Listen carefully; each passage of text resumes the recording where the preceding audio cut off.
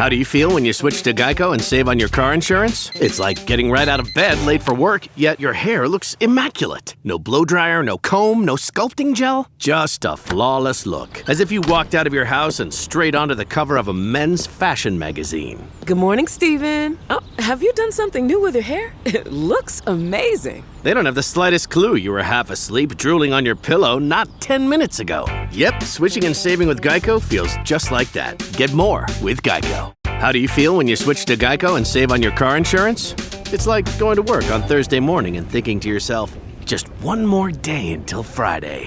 But then somebody walks into the elevator and says, Happy Friday! Then you check your phone quickly and discover today is actually Friday. So yes, happy Friday, random stranger in the elevator. Happy Friday indeed. Yep, switching and saving with Geico feels just like that. Get more with Geico.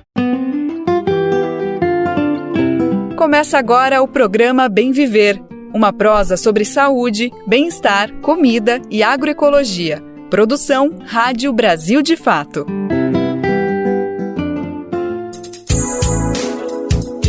Segundou, minha gente! Olha a segunda-feira aí, hoje é dia 16 de dezembro de 2024. Bem Viver tá na área, tá no ar, para abrir mais uma semana e colocar muita prosa boa e necessária, que é muito importante para o nosso dia a dia. Eu sou o Afonso Bezerra e estou com você nessa produção aqui do Brasil de Fato pela próxima 1 hora. Vamos juntos e juntas falar sobre agroecologia, saúde, meio ambiente, povos tradicionais, entre outros temas.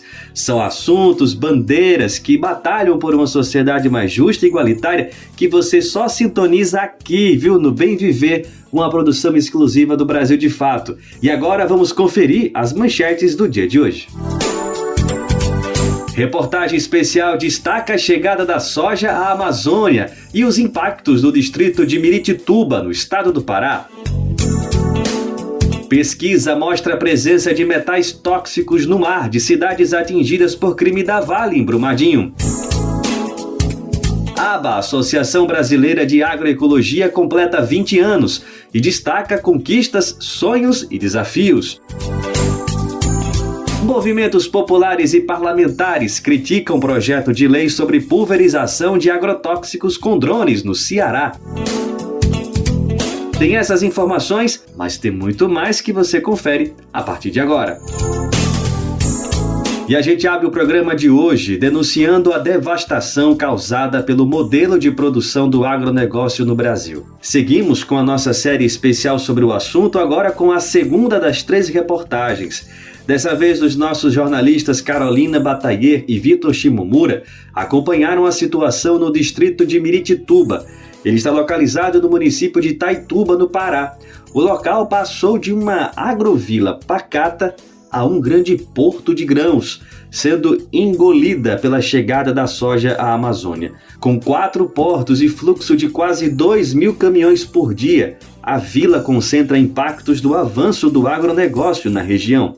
A locução dessa reportagem é de Douglas Matos.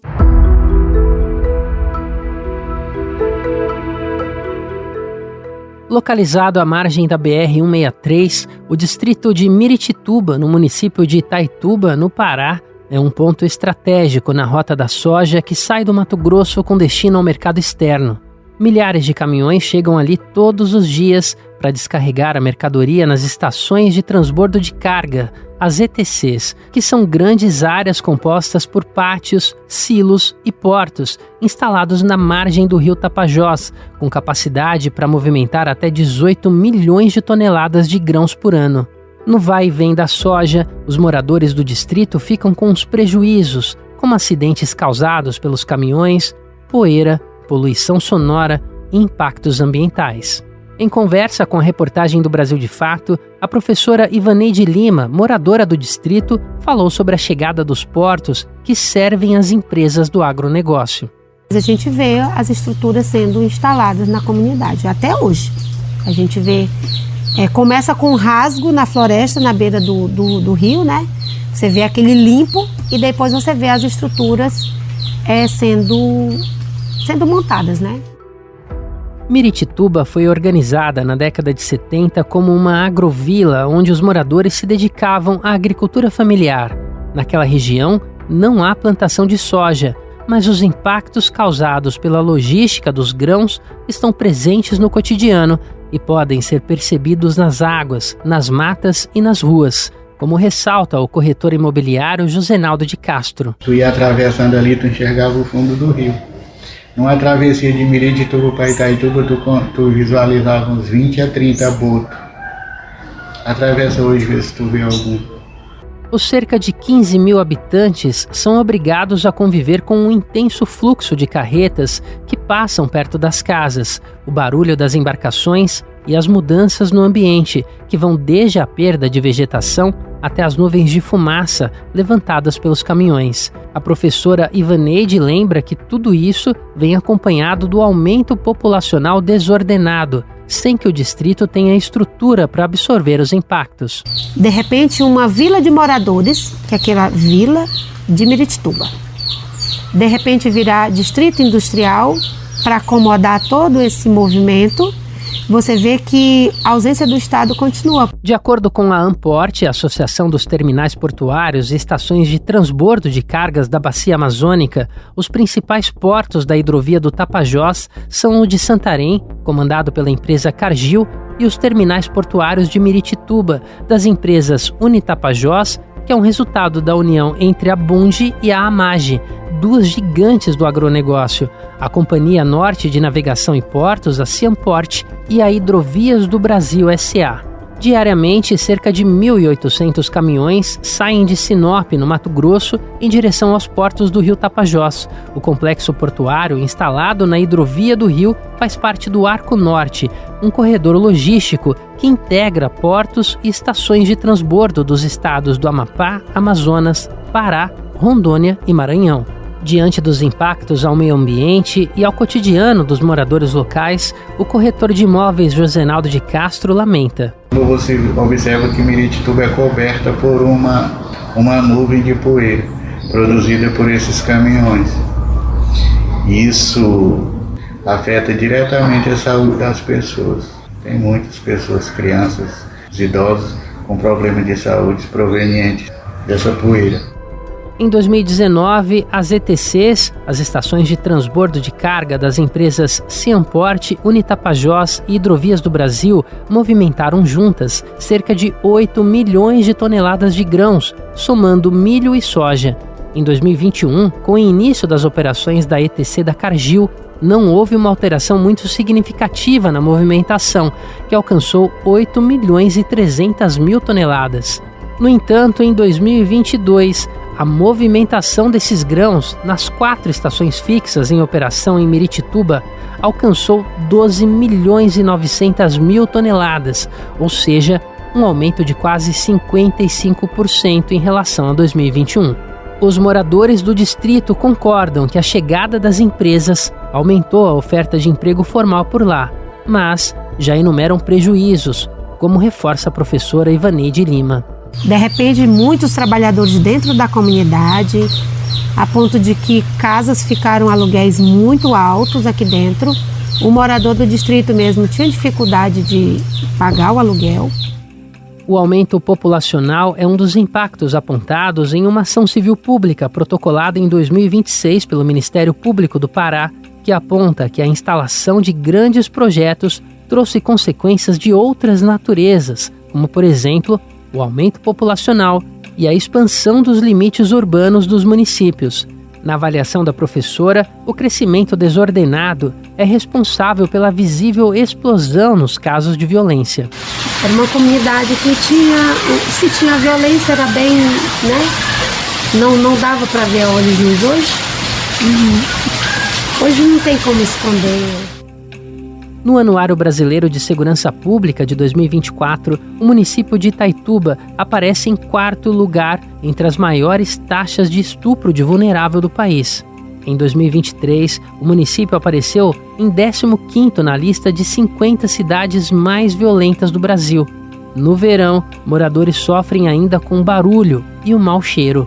Localizado em Miritituba, na região de um lago formado pelas águas do Tapajós, o bairro Jardim do Éden parece um lugar de descanso. Há casas sem muros ou portões, redes nas varandas e mangueiras nos quintais. Em um e outro ponto, placas dão um recado escrito à mão: vende-se açaí. No entanto, uma moradora que pede para não ser identificada conta que basta o lago encher com a chegada do inverno, estação chuvosa na região amazônica, que a tranquilidade dos moradores é interrompida pelas balsas de petróleo que atracam perto das casas. É 24 horas sem parar. Chega uma balsa, sai uma, entra outra, sai uma, entra outra. É 24 horas. Além do barulho incessante, os moradores convivem com um cheiro de combustível que, segundo relatos, é muito forte. Em Miritituba, a BR-163 se encontra com a BR-230, conhecida como Transamazônica, em um entroncamento que atrai restaurantes à beira da estrada e postos de combustível, onde são abastecidas a diesel as carretas que transportam as mercadorias que circulam por essa rota. Por isso, o distrito integra também uma rota de transportes de combustíveis. No Lago do Jardim do Éden funciona uma base de carrego e descarrego de petróleo para abastecimento dos postos da região. Na conversa com a reportagem do Brasil de Fato, a moradora confirmou que a situação piora a depender da estação do ano. Se vocês viessem no tempo do inverno, em quando está bem grande, vocês iam ver as manchas de óleo que ficam na beira da água aqui. Com o movimento das balsas, a água do lago ficou suja. Outro morador, que também pediu para que seu nome permaneça em sigilo, disse que os peixes estão com sabor de óleo. Município com a maior área minerada do Brasil, Itaituba vive de 2 ciclos econômicos baseados na exploração dos recursos naturais. Por lá, a degradação ambiental levou o município a entrar em 2017 na lista dos que mais desmatam a Amazônia. De Miritituba a Santarém, são cerca de 360 quilômetros pela BR-163. Nesses 2 municípios, as megaestruturas empenhadas na logística da soja deixam as suas marcas. São notáveis os vazios de mata abertos para receber os milhares de caminhões. Segundo o PRODES, projeto de monitoramento do desmatamento na Amazônia Legal por satélite, entre os anos de 2008 e 2022, a taxa anual de desmatamento nos municípios do trecho paraense da BR-163 aumentou quase 80%. Números que são ainda mais impressionantes quando se trata de municípios conhecidos por serem grandes produtores de soja na região do Planalto Santareno, formado pelos municípios de Santarém, Belterra e Mojuí dos Campos. Em Santarém, a taxa anual de desmatamento aumentou 172%. Em Belterra, a taxa saiu de 70 hectares em 2013 para 1.600 em 2021, o que representa um aumento de 613%. O recorde, no entanto, fica com Mojuí dos Campos. Lá, a taxa anual de desmatamento saiu de 400 hectares em 2013 para mais de 6.000 hectares em 2021, representando um aumento de 1.443%. No contexto do avanço da soja na região, as megaestruturas parecem não ter limites.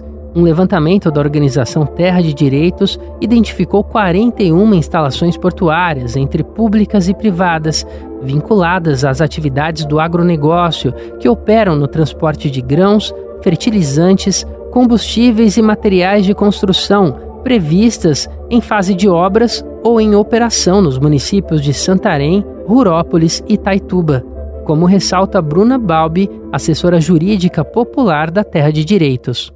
A gente identificou que tem 27 portos em operação no momento e que desses 27, apenas 5 têm documentação completa do processo de licenciamento ambiental. Os portos limitam o acesso a lugares que antes pertenciam a toda a comunidade e as barcaças se impõem no caminho das canoas e rabetas usadas pelos moradores da região. Para completar as megaestruturas do agronegócio no oeste do Pará, chega a proposta de construção da ferrovia EF-170, a Ferrogrão, que vai conectar Sinop a Miritituba. O padre e ativista social Edberto Sena, morador de Santarém, alerta. Então não estão tão satisfeitos com a rodovia, agora estão com a ferrovia. Você já tem uma ideia do que é a ferrovia? São 933 quilômetros rasgando a floresta. De acordo com o INESC, o Instituto de Estudos Socioeconômicos, a ferrovia foi incluída no Programa de Investimento em Logística em 2015, após pressão das empresas Bunge, Amage, Cargill e Louis Dreyfus. atualmente em processo de análise das propostas de potenciais investidores e financiadores do projeto pelo TCU, Tribunal de Contas da União, a Ferrogrão vai afetar ao menos 6 terras indígenas, onde vivem aproximadamente 2.600 pessoas e 17 unidades de conservação. Um levantamento realizado por 40 entidades da sociedade civil organizada indica que a instalação da ferrovia pode desmatar 2.000 quilômetros quadrados de floresta nativa, área equivalente a todo o estado de São Paulo. Se o projeto for concretizado, na visão do padre e ativista Edilberto Senna, as consequências devem ser desastrosas. Com isso, para mim, a soja tem um prazo que vai lamentavelmente, vai deixar para nós a desgraça. Da Rádio Brasil de Fato, com reportagem de Carolina Bataillera e captação de Vitor Shimomura em Santarém, no Pará. Locução, Douglas Matos.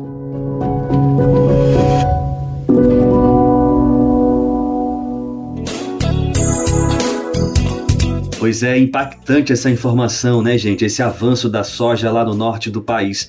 E você pode conferir essa reportagem especial também nas versões de vídeo e texto. É só acessar o site do Brasil de Fato, né, o brasildefato.com.br, para conferir a reportagem na versão em texto. Ou então você pode acessar o canal do Brasil de Fato no YouTube para ver essa mesma reportagem, só que na versão dela em vídeo. E a gente destaca agora mais uma pesquisa que aponta impactos do crime da Vale em Brumadinho, Minas Gerais. Ela foi conduzida pela Universidade Federal de Ouro Preto e mostra a presença de metais tóxicos no mar de pelo menos 6 cidades, minha gente. Esses municípios no estado de Minas Gerais foram atingidos pelo rompimento da barragem. São eles: Betim, Mário Campos, Juatuba, São Joaquim de Bicas, Igarapé e Mateus Leme. Amostras coletadas entre setembro de 2021 e agosto de 2022 revelaram a presença dos seguintes metais: arsênio, cádmio, cromo, manganês, mercúrio e níquel, em concentrações acima dos limites de referência internacional. Entre os destaques, o manganês apresentou índices elevados em 93% das amostras analisadas. Já o mercúrio apareceu em seguida, detectado em 39% das coletas. Depois aparecem arsênio e cromo, ambos presentes em 36% das amostras. A pesquisa foi feita a pedido da AEDAS, a Assessoria Técnica Independente, que atende comunidades atingidas. De acordo com técnicos da AEDAS, o estudo reforça a urgência de um monitoramento contínuo. Além disso, aponta lacunas na regulamentação ambiental brasileira. De acordo com a assessora, falta se estabelecer limites para a concentração de metais no ar. Os especialistas alertam ainda para os riscos à saúde e os impactos no meio ambiente. Esses metais podem contaminar o solo e as águas. Os resultados, apresentados em seminário recente, servirão de base para ações de mitigação e políticas públicas adequadas. Você pode saber mais sobre esse assunto na página do Brasil de Fato lá em Minas Gerais. O endereço é brasildefatomg.com.br. Nós também republicamos essa reportagem na página nacional do Brasil de Fato. É só você acessar lá, brasildefato.com.br. Programa Bem Viver, sua edição diária sobre saúde, bem-estar, comida e agroecologia.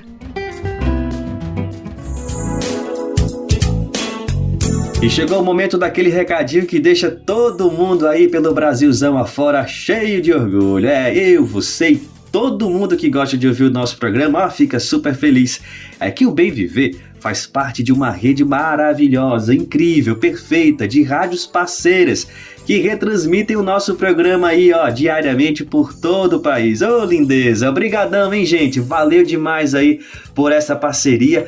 Muito bom ter vocês com a gente, sabendo que vocês estão aí diariamente, né, fortalecendo a comunicação popular, expandindo o alcance do Bem Viver, levando informação de qualidade para várias cidades pelo Brasil afora. Isso é maravilhoso. Então, gratidão aqui do fundo do coração.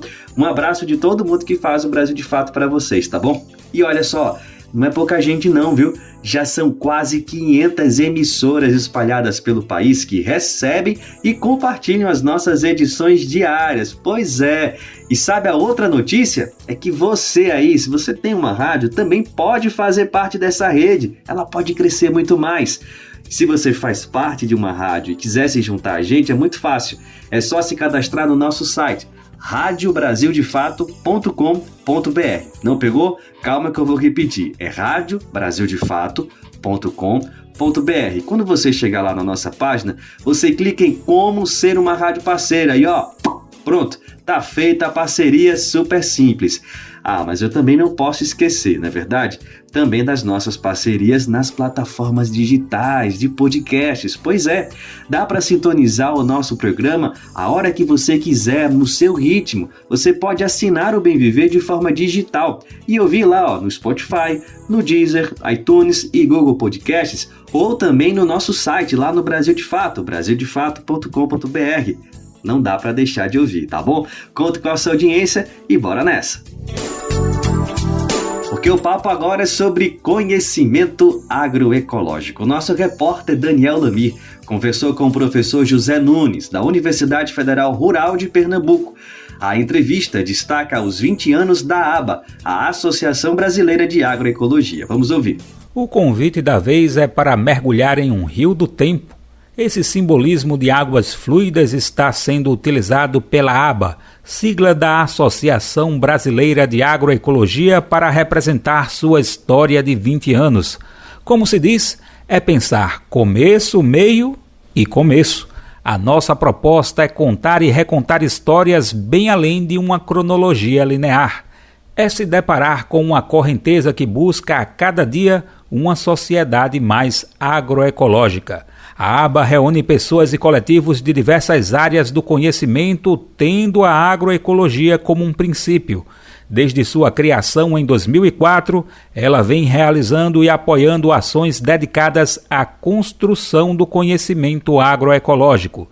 Diante de suas 2 décadas de existência, a ABA conta com grupos temáticos para aprofundar o saber em suas diversas áreas, entre práticas e saberes. A ABA também participa de importantes espaços de debate público, lutando por políticas adequadas no sentido da agroecologia. E no papo de hoje vamos entender melhor sobre essa associação e seus diversos espaços de atuação. O que se falar, por exemplo, enquanto histórias e trajetórias da ABA ao longo desse tempo, hein? Para a gente entender mais sobre o assunto, eu conto com um especialista de mão cheia. Eu estou falando do professor José Nunes, presidente da ABA e nosso convidado de hoje no Bem Viver. E aí, olá Zé Nunes, prazer contar contigo, meu amigo. Valeu demais aqui por aceitar esse convite da gente, tá? Olá, Daniel. É um prazer também para nós da Associação Brasileira de Agroecologia participar desse programa, divulgar a nossa associação e o trabalho que ela vem fazendo ao longo dessas 2 décadas. Na defesa da construção de uma outra ciência, uma ciência comprometida com a vida e a transformação social. Somos nós que agradecemos, professor Zé Nunes, é um prazer imenso contar aqui contigo. E para a gente começar, já destacamos que vamos falar aqui sobre os 20 anos da ABA, mas que tal a gente ainda dar um passinho atrás para ajudar a entender melhor sobre o assunto? Que tal a gente apresentar melhor a ABA Agroecologia antes de se falar sobre os seus 20 anos, destacando ainda que muitas pessoas ainda não conhecem essa associação. Então, como apresentar hoje a ABA Agroecologia? Pois bem, atualmente nós temos falado muito no Brasil da agroecologia como ciência, movimento e prática. Eu gosto de dizer que a gente poderia inverter o tripé: prática, movimento e ciência. Por que isso? Porque as práticas dos agricultores e agricultoras, elas são históricas, bebem na fonte dos saberes tradicionais de povos indígenas e quilombolas. Como movimento, isso vai se organizando no Brasil na década de 90, e é somente no final dos anos 90, início dos anos 2000, que se começa a organizar no Brasil o campo acadêmico. Eu não gosto de chamar do campo científico, porque a gente vem aprofundando o entendimento de que há diferentes ciências. Então, eu estaria falando da ABA como aquele lugar que organiza a produção do conhecimento acadêmico, como essa ciência acadêmica. Então, isso para nós é muito final dos anos 90, do século passado, início dos anos 2000. Então, a ABA surge como uma associação para aglutinar todas as pessoas que estavam envolvidas nessa construção do conhecimento, fossem universidades, centros de pesquisas, como a Embrapa, por exemplo, e outras empresas públicas de pesquisa, estatais e federais, fossem organizações não governamentais, fossem movimentos sociais. Então, existia grupos em diferentes lugares do Brasil construindo esse conhecimento, sempre buscando o diálogo entre os diferentes conhecimentos, e sentia-se naquele momento a necessidade de algo que aglutinasse esses grupos. E a aba vem com esse sentido. É tanto que o primeiro Congresso Brasileiro de Agroecologia, ele vai ser anterior à criação da aba, e nele se define por criar a aba. Então, o que a gente tem nessa linha histórica é o primeiro CBA, Congresso Brasileiro de Agroecologia, em 2003, e nele se tira o indicativo da criação de uma associação que aglutinasse essas pessoas que estavam atuando em torno da construção do conhecimento agroecológico, mais vinculado a esse campo da pesquisação, da construção do conhecimento em diálogo com povos e comunidades tradicionais, a partir desse lugar que a gente chama do lugar da academia. Então a aba surge aí, muito influenciada por militantes do Rio Grande do Sul, pessoas importantes como Francisco Caporal, à época, José Carlos Costa Bebe e outras pessoas, muito vinculadas também à extensão rural, inclusive governamental, a partir da Emater do Rio Grande do Sul, que vai juntando com outras pessoas. Só depois a aba vai ter a primeira presidente mulher, a professora Irene Cardoso, da Federal de Viçosa, em Minas Gerais. Então, esse acúmulo vai se fortalecendo, então, ao longo dessas 2 décadas. Mas ela nasce para isso, nasce para aglutinar aquelas pessoas que estavam envolvidas nessa construção do conhecimento, nesse campo, que a gente fala um campo acadêmico em criação, e que a gente precisava se organizar, construir nossos meios de comunicação, que aí vem a criação posterior das revistas, manter nossos congressos e seminários, estruturar e organizar os nossos grupos de trabalho, como você já falou agora. É esse vamos dizer, o marco de origem, né? Maravilha, Zé Nunes. E aí, agora eu gostaria de entrar mais especificamente, né, da gente contextualizar melhor esses 20 anos da aba especificamente, né, que é até a questão central aqui dessa nossa entrevista. E aí eu te perguntaria, Zé Nunes, aproveitando aí esse momento, como é que a gente poderia destacar a importância da aba na construção de uma sociedade mais agroecológica nessas 2 décadas de existência, né?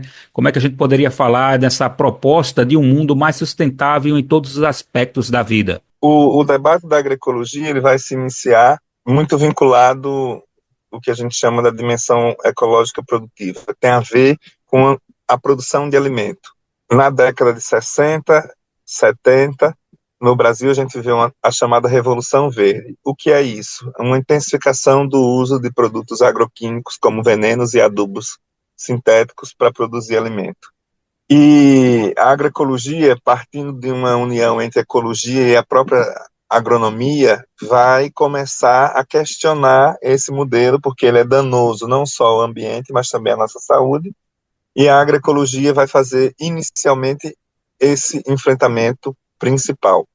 Então, por uma sociedade que pudesse cobrar a produção de alimentos mais saudáveis. Então, a gente vai incidir fortemente defendendo um contramodelo, né, esse modelo hegemônico que a gente chama também da agricultura industrial, e para fazer isso, a gente vai acabar se colocando como um campo de uma ciência que a gente chama cidadã, outros autores vão chamar de ciência engajada, outros autores vão chamar de ciência militante, mas uma ciência comprometida na construção de um conhecimento que é em diálogo com os marginalizados dessa construção do conhecimento, vai construir conhecimento novo. Então, a gente diz assim, não é somente recriação do conhecimento quilombola, não é só recriação do conhecimento indígena, não é somente recriação do conhecimento dos caiçaras, mas indígenas, mas é como que a gente junta o conhecimento da ciência dita convencional ou dita moderna com esses outros conhecimentos na busca de alternativas e construções mais sustentáveis. Então, para ter uma sociedade sustentável, é preciso uma agricultura que não cause dano à natureza, não cause dano, inclusive nos entendendo como natureza, não cause dano também aos nossos corpos. Esse foi, vamos dizer assim, um primeiro momento. Então, a primeira contribuição da agroecologia para a transformação da sociedade é defender que as sociedades comam bem. né, como alimentos saudáveis, possa recuperar culturas alimentares tradicionais.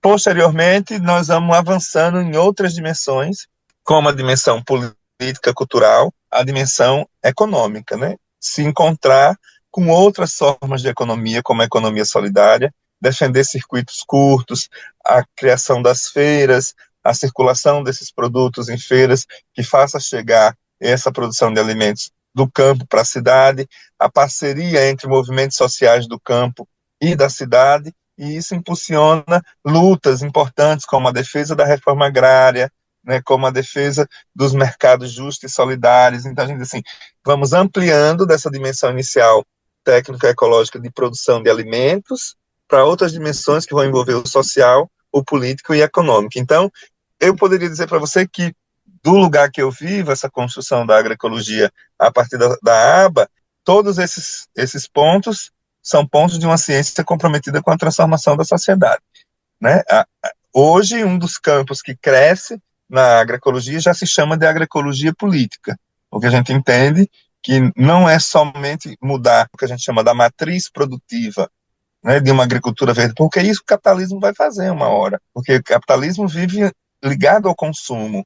Então, se todos os consumidores disserem que querem comer sem veneno, o capitalismo vai fazer a conversão da matriz tecnológica, mas poderá manter todas as outras desigualdades. E a gente vai dizendo assim, à medida em que a agroecologia avança nessas outras dimensões, já não faz mais sentido para nós só ser o alimento sem veneno. Ele tem que ser alimento sem veneno, mas ele tem que ser sem a opressão das mulheres, ele tem que ser sem a opressão do latifúndio, e aí nós vamos ampliando o que a gente chama, vai dando visibilidade à multidimensionalidade da agroecologia, ou seja, um campo científico que tem muitas dimensões. Tem a dimensão da produção do alimento, e ela é central, ela vai continuar sendo a central, mas ela precisa dialogar com essas outras dimensões.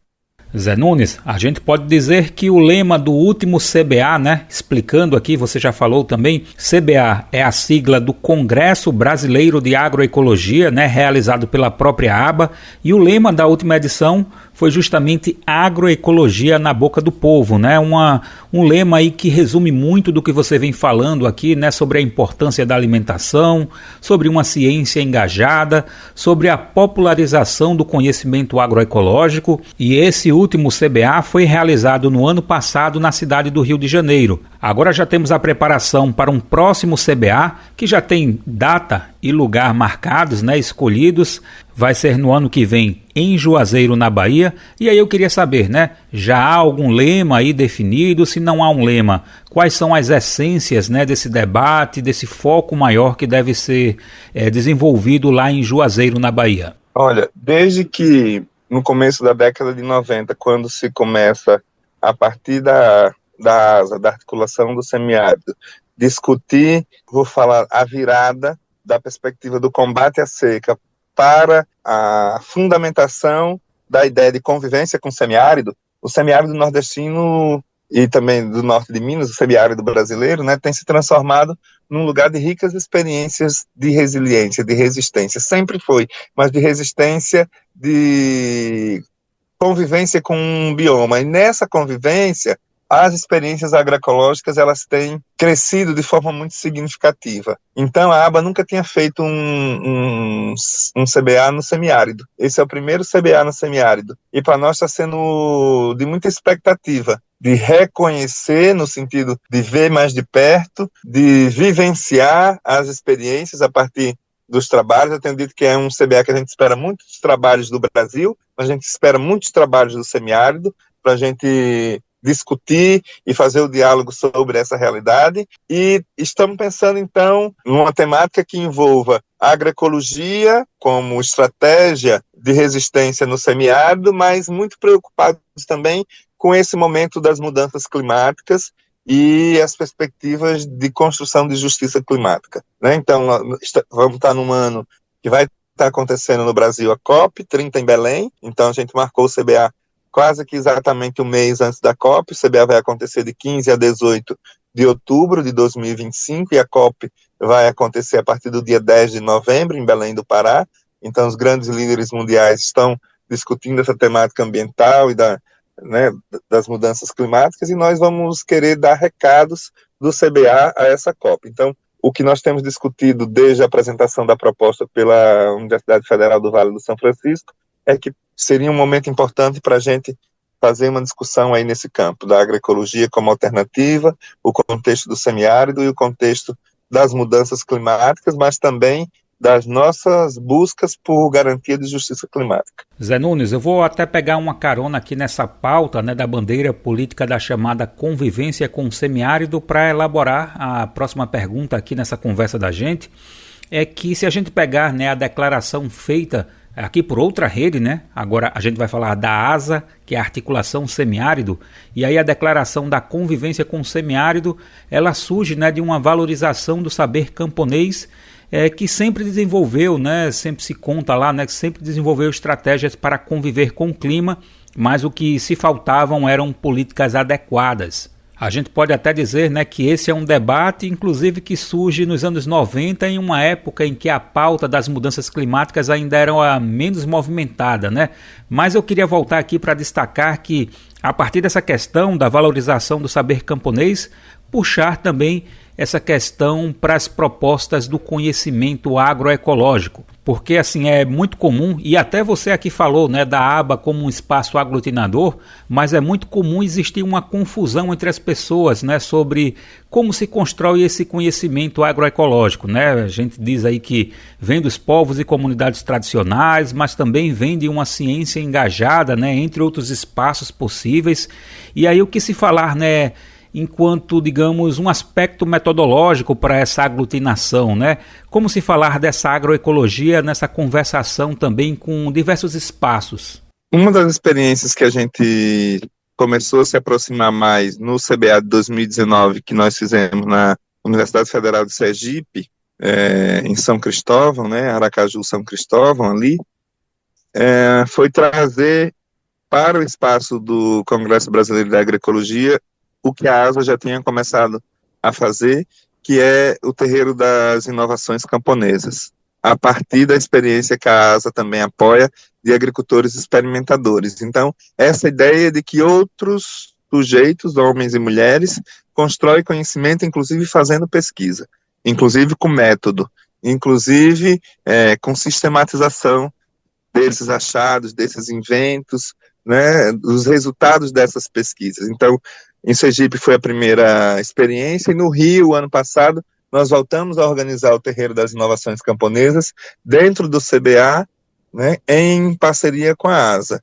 Essa experiência de Juazeiro nos cobra que a gente aprofunde cada vez mais isso. Por quê?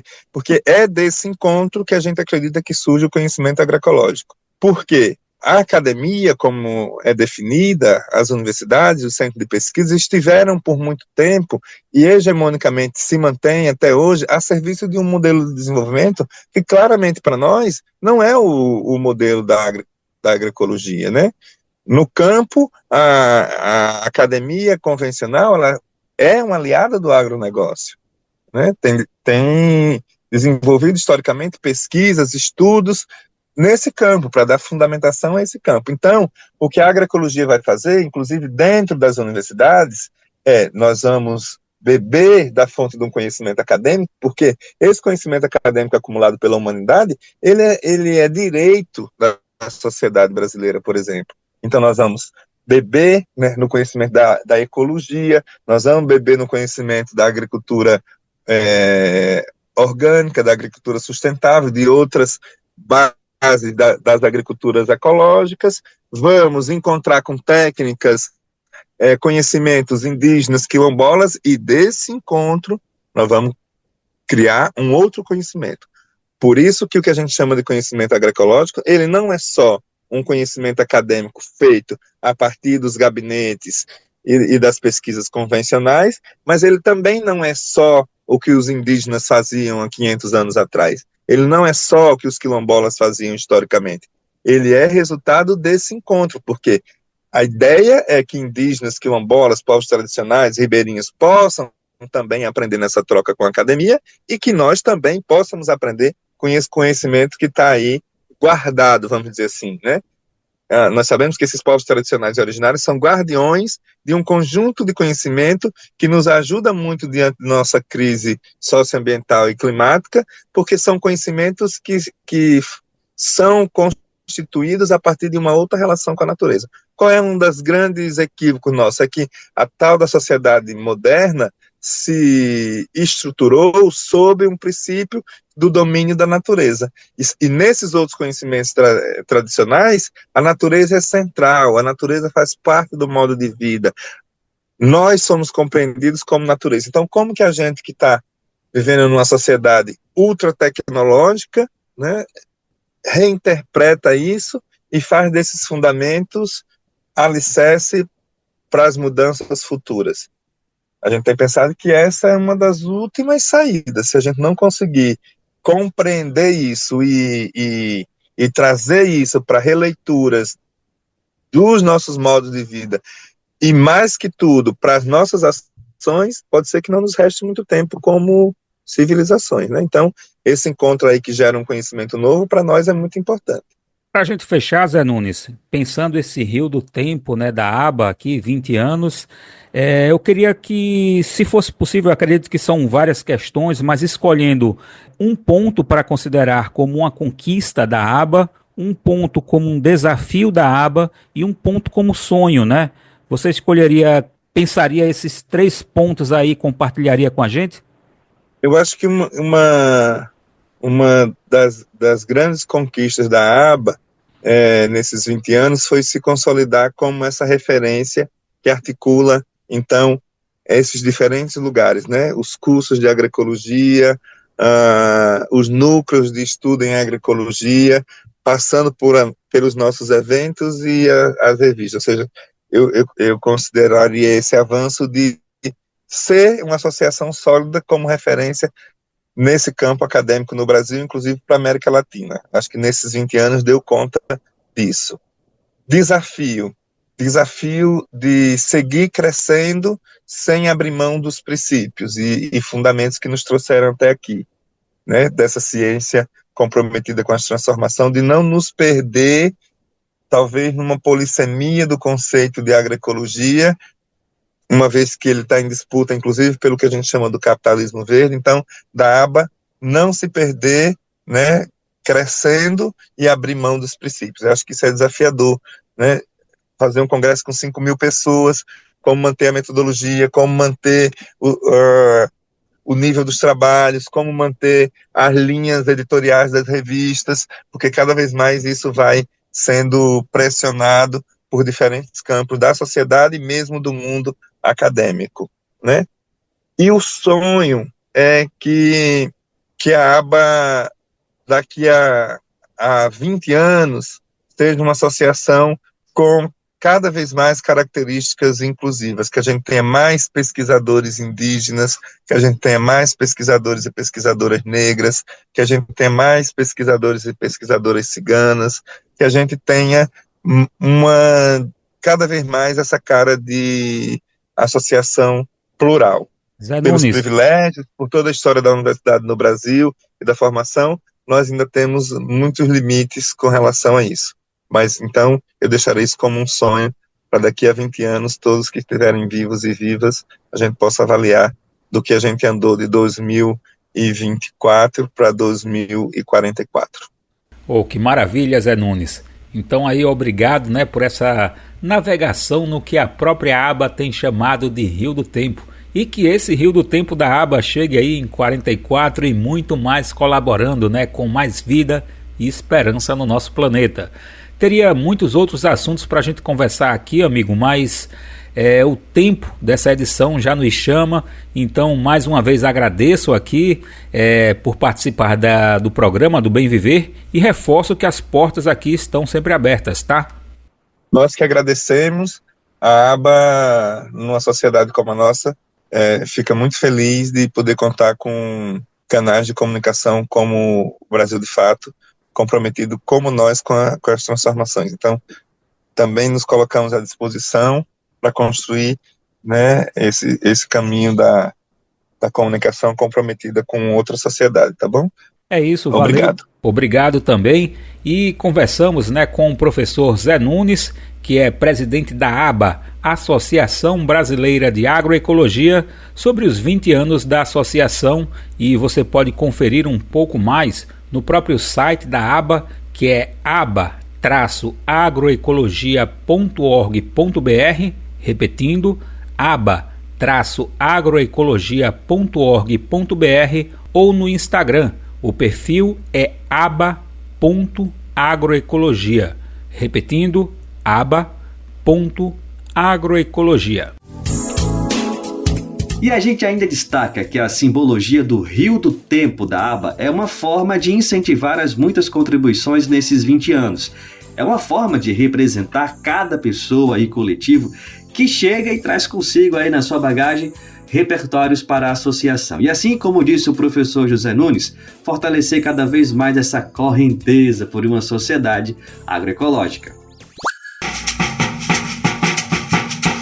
O Brasil de Fato te apresenta integrantes de movimentos populares. Meu nome é Lorinalda Oliveira, eu sou professora da Universidade Federal Rural de Pernambuco, do Departamento de Química. Faço parte do Núcleo de Agroecologia e Campesinato, do Departamento de Educação da UFRPE. O Núcleo de Agroecologia e Campesinato, ele trabalha com vários eixos, Educação em agroecologia, agricultura urbana, povos tradicionais, soberania e segurança alimentar e economia solidária. A agroecologia em rede é um movimento a gente fortalecer, os aspectos da agroecologia, conhecer novas experiências, trocar experiência, valorizar e fortalecer as práticas de cada território. Por isso que é importante a agroecologia estar em rede. Para você saber um pouquinho mais sobre o nosso trabalho e atuação, é só acessar nossas redes sociais, @elasnopoderbr. Programa Bem Viver. E mais um recadinho importante, você sabia que além de acompanhar o Bem Viver, você pode receber as principais notícias do Brasil de Fato diretamente no seu e-mail? É simples, basta se cadastrar em nossa página e escolher as categorias de notícias que mais te interessam. Assim você fica por dentro dos principais acontecimentos do Brasil e do mundo. Além disso, confere análises aprofundadas com os nossos colunistas e especialistas de primeira qualidade, com uma visão popular do nosso dia a dia. Então, acessa agora brasildefato.com.br/boletim. Eu vou repetir, tá bom? brasildefato.com.br/boletim. No Ceará, movimentos populares estão criticando um projeto de lei sobre pulverização de agrotóxicos com drones. Esse posicionamento contrário inclui ainda parlamentares que defendem a produção sem veneno. O Estado foi pioneiro ao adotar lei que proíbe a aplicação aérea desses químicos, mas o governador Eumano de Freitas é a favor de uma flexibilização com a utilização de drones. Vamos conferir na reportagem de Giovanni Carvalho, com locução de Douglas Matos. Movimentos populares e parlamentares da base do governador do Ceará, Eumano de Freitas, do PT, criticaram o avanço de um projeto de lei que quer liberar o uso de drones para a pulverização aérea de agrotóxicos nas plantações do estado. Durante a programação do Cresce Ceará, evento promovido pelo Jornal Diário do Nordeste em parceria com o Banco do Nordeste e a concessionária Enel, Freitas anunciou que o uso de drones deve ser aprovado na Assembleia Legislativa até o final deste ano. Messias, do MST, lembra que o Ceará é referência no combate ao uso de agrotóxicos com a Lei Zé Maria do Tomé. O deputado ressalta que a aprovação do PL representa um retrocesso para os povos do campo. O que nós estamos vendo hoje, rios e rios de veneno cada dia sendo jogado na terra, na natureza, no meio ambiente, na água que nós estamos bebendo, nos alimentos que nós estamos consumindo, nós estamos criando uma sociedade doente. Eu acho que hoje, jogar veneno na terra, na natureza, no meio ambiente, matar a biodiversidade que nós temos hoje, em detrimento porque eu tenho que aumentar a minha produção, porque o agronegócio tem que melhorar, avançar nas commodities para exportação, para garantir a balança comercial, me parece que hoje não, é um discurso que não funciona mais. Em detrimento do lucro, em detrimento da mais-valia de determinados empresários, de determinadas empresas, eu prefiro estar em defesa da vida. O anúncio no evento agradou empresários, industriais e agropecuaristas que estavam reunidos para debater os avanços econômicos do Estado nas últimas 3 décadas. Freitas foi ovacionado. De acordo com o governador, a principal motivação para o seu apoio ao projeto é a garantia da saúde do trabalhador, que hoje realiza a pulverização com o uso de mochila nas costas. Quando deputado, ele foi coautor da Lei Zé Maria do Tomé, que fez do Ceará o primeiro e único estado do país a proibir a aplicação de agrotóxico por aviões. O MST, o Movimento dos Trabalhadores e Trabalhadoras Rurais Sem Terra, lançou uma nota em repúdio à fala do governador cearense, alertando que a medida representa um grave retrocesso nas políticas de proteção ao meio ambiente e à saúde pública. Cleide Rodrigues, agricultora e moradora na comunidade de Baixo do Juazeiro, localizada no município de Tabuleiro do Norte, na região da Chapada do Apodi, afirma que desde a pandemia, com a chegada da empresa Nova Agro, a comunidade sofre com as chuvas de veneno. Segundo a moradora, a possibilidade de retorno do uso de drones para pulverização aérea despertou novamente preocupação nos moradores da comunidade. Prejudicando a saúde das pessoas, prejudicando os quintais produtivos que as pessoas... E com a volta do drone, claro que a chuva de veneno atinge bem mais longe, né, a distância, além de prejudicar bastante a saúde, né, com furtões fortes, cheiro forte de veneno. Você passa na estrada, você toma banho de veneno. Telhado de sua casa envenenados, né. Em conversa com a reportagem, Cleide destacou também que a luta por água potável na região é antiga. De acordo com ela, somente nos primeiros meses do ano os moradores conseguiram armazenar grandes volumes de água oriundos das chuvas, por causa das cisternas que garantem às famílias o consumo de água com mais qualidade. Com isso, outra preocupação apontada pela agricultora é a possibilidade de os moradores não poderem mais usufruir dessa água para o consumo próprio, uma vez que os telhados das residências ficarão contaminados por agrotóxicos em caso de aprovação dos drones na Assembleia. Então, eu peço encarecidamente aos deputados que pensem 10 vezes antes de votar e ser aprovada essa lei, porque se isso acontecer, é o fim dos moradores da Chapada do Apodi. Deputado estadual e autor da Lei Zé Maria do Tomé, Renato Roseno, do PSOL, também se posicionou, salientando que a liberação do uso de drones para derramar veneno nos territórios camponeses representa uma ameaça para a saúde do povo e para o meio ambiente. A própria Europa proíbe os drones agrícolas, porque eles não são pequenas peças, como são, por exemplo, esses drones fotográficos que vemos comumente. São drones que hoje carregam, inclusive, mais de 60 litros, alguns têm litros, 200 litros. Hoje já se comercializam drones de 600 litros e no Brasil está em desenvolvimento um drone de 900 litros de cauda tóxica. 900 litros de cauda tóxica estão sendo desenvolvidos drones no Brasil. E a legislação brasileira é absolutamente frágil para isso. Ano passado foram mais de 1.200 acidentes. Será que foram todos acidentes? Ou não foi utilização como arma química? Contra assentamento, contra acampamento, contra aldeia indígena. Hoje, o Ceará se mantém como o único estado do país a proibir a prática da pulverização aérea, o que demonstra a força da luta e resistência dos movimentos sociais e populares, que se mantêm firmes em defesa dos territórios e da produção agroecológica. Vale destacar que, recentemente, um relatório da CPT, a Comissão Pastoral da Terra, apontou um crescimento alarmante de contaminações por agrotóxicos. De acordo com o documento, em 2023, foram notificados 19 casos de contaminação por veneno. Já em 2024, esse número foi para 182 e representa um crescimento de 950%.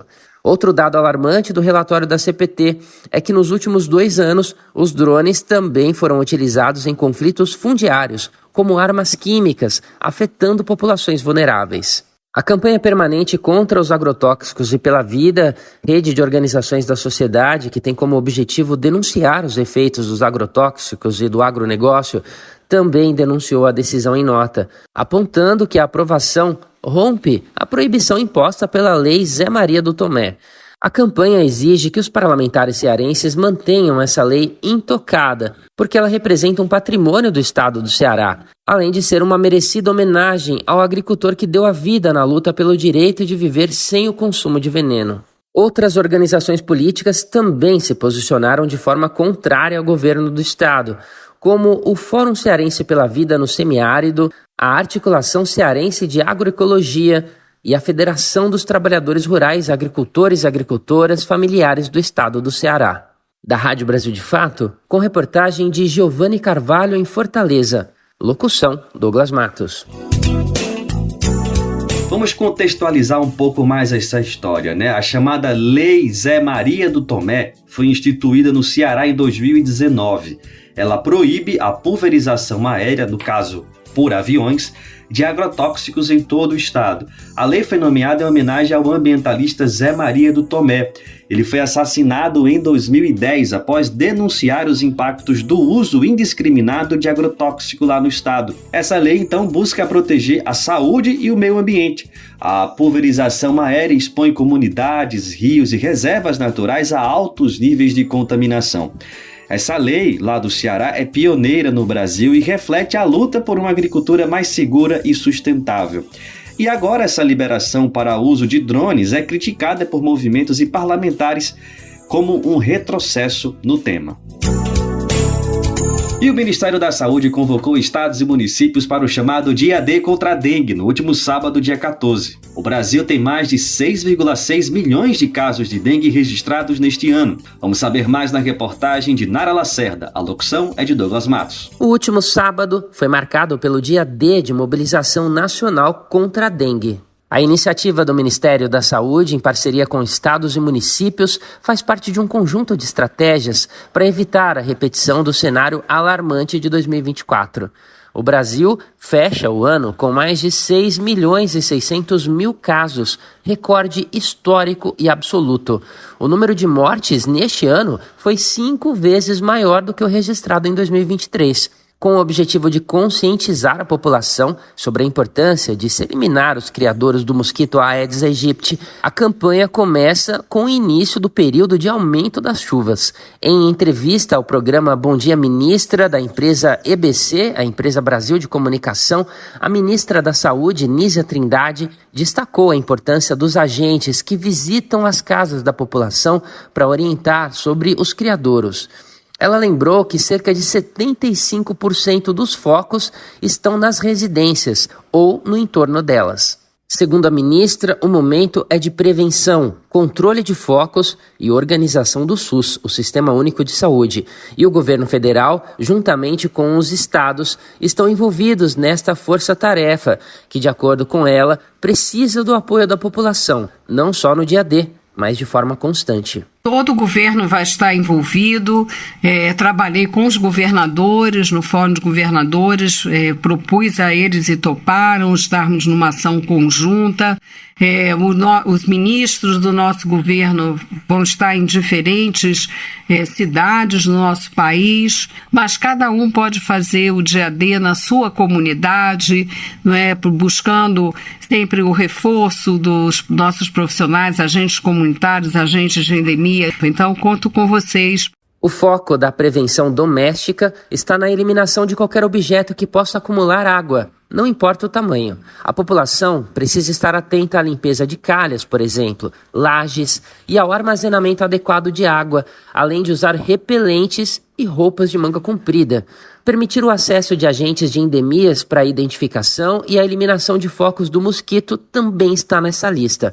O governo direcionou R$1,5 bilhão para o combate à dengue.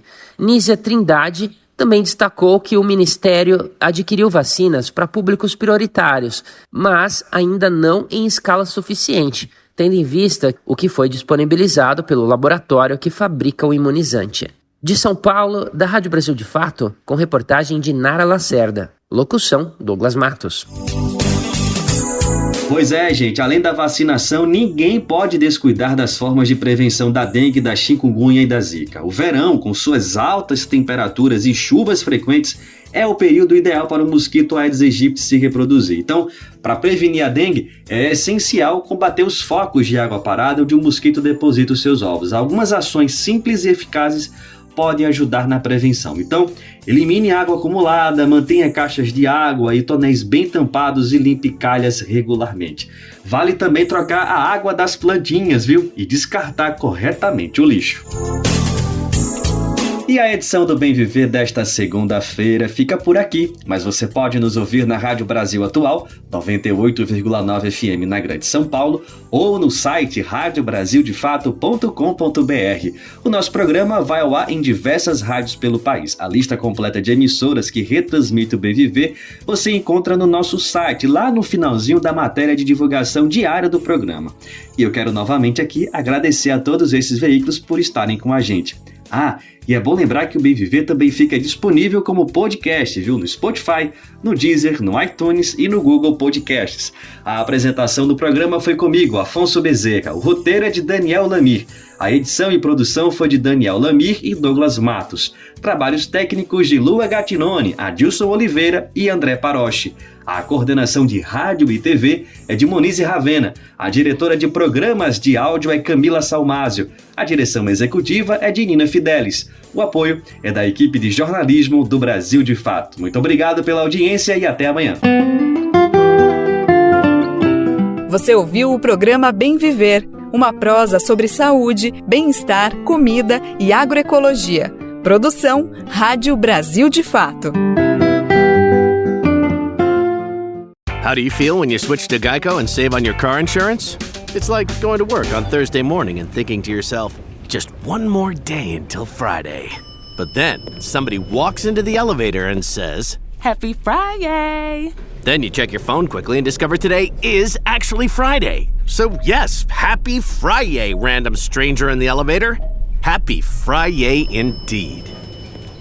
Yep, switching and saving with Geico feels just like that. Get more with Geico.